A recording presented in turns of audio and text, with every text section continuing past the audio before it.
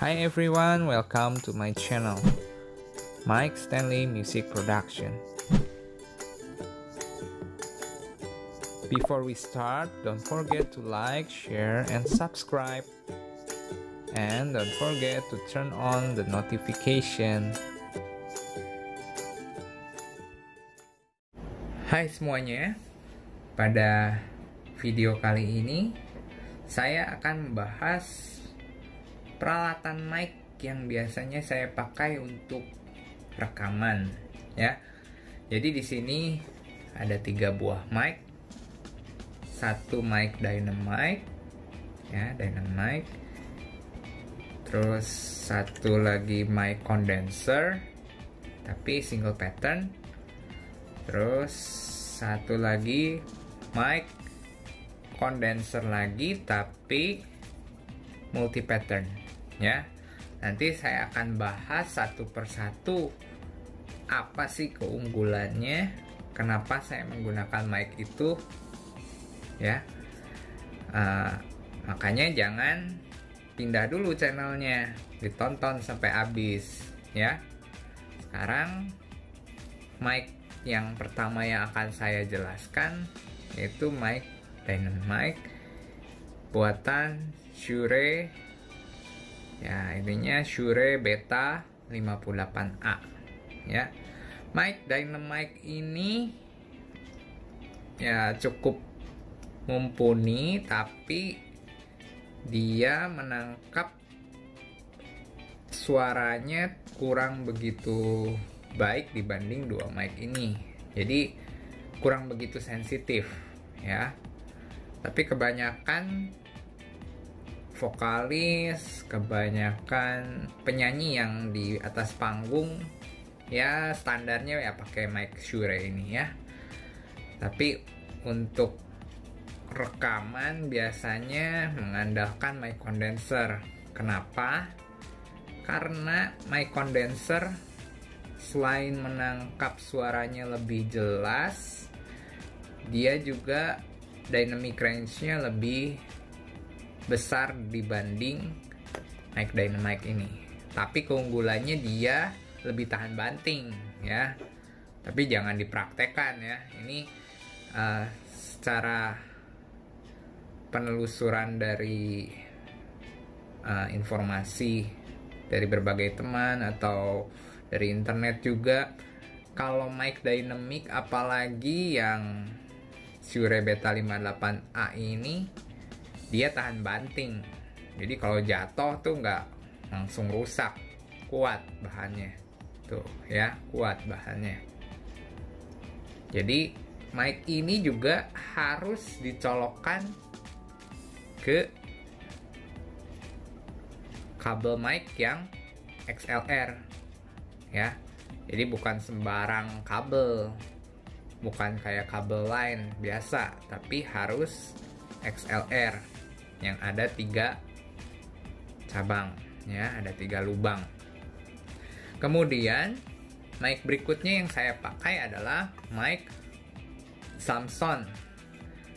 Mic ini mic pertama kali saya beli, namanya Samson C01 Studio Condenser, ya. Mic ini juga cukup baik untuk respon suaranya, penangkapan suaranya jauh sebenarnya lebih baik dibanding Shure ini. Tapi kelemahannya dia agak istilahnya kalau bahasa Sundanya ngebekep, ya, agak ngebekep dibanding mic ini yang satu ini nih, condenser. Padahal sama-sama condenser, ya. Cuman dia polanya hanya satu, ya. Yang ini polanya cardioid saja, ya, atau bisa dibilang ini ada yang hypercardioid, ya. Tapi ini jauh lebih hipercardioid lagi, pola yang kayak bentuk hati tapi lebih mencekung lagi. Oke, sedangkan bentuknya saja kalau kondenser biasanya jauh lebih besar, ya. Kita bisa bandingkan tuh, bodinya aja ini gede, badak, ini langsing ya.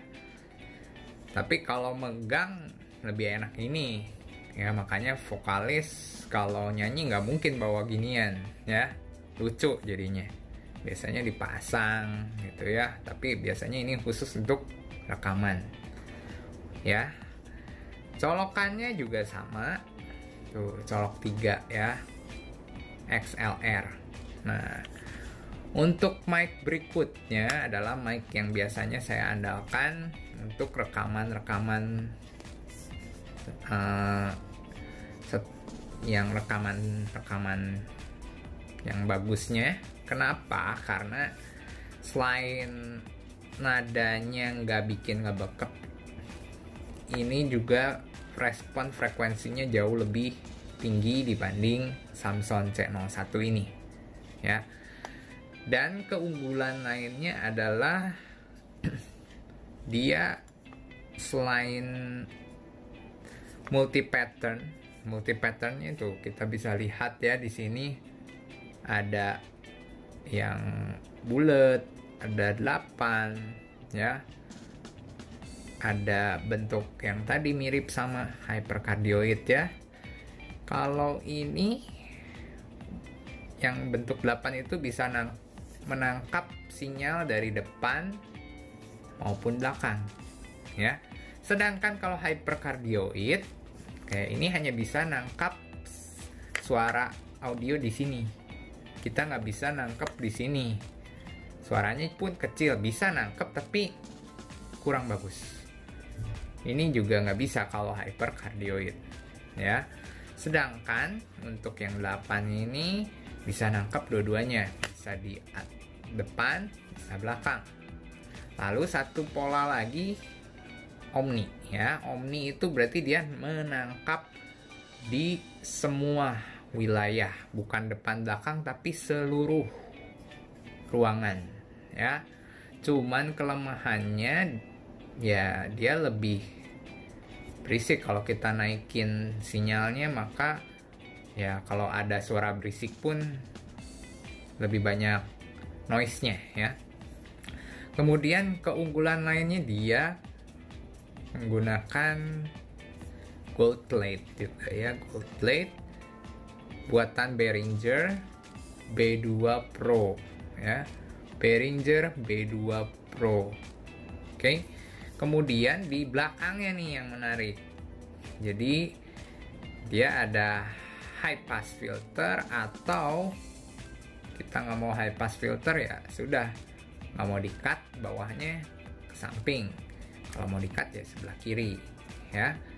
Terus ada misalnya sinyalnya terlalu besar, kita bisa turunkan ke minus 10 dB ya, minus 10 dB, atau ya standar aja lah, nggak usah main kurang-kurangin, bisa ke kiri ya. Colokannya berbeda, nggak sama colokannya, sama ya, tuh lihat sama, dia colok 3 juga, nyambungnya pakai mic, kabel mic XLR ya. Jadi kalau nggak ada kabel mic XLR, kita harus beli. Jangan salah beli. Kalau salah beli ya percuma, kabelnya nggak akan berfungsi, mic-nya juga nggak akan jalan ya. Jadi kira-kira demikian pembahasan saya tentang perlengkapan mic yang saya pakai untuk rekaman atau situasi live gitu ya. Jangan lupa untuk di like, share, subscribe channel ini, dan jangan lupa untuk nyalakan tombol notifikasi untuk mengetahui berita-berita yang menarik selanjutnya ya. Terima kasih.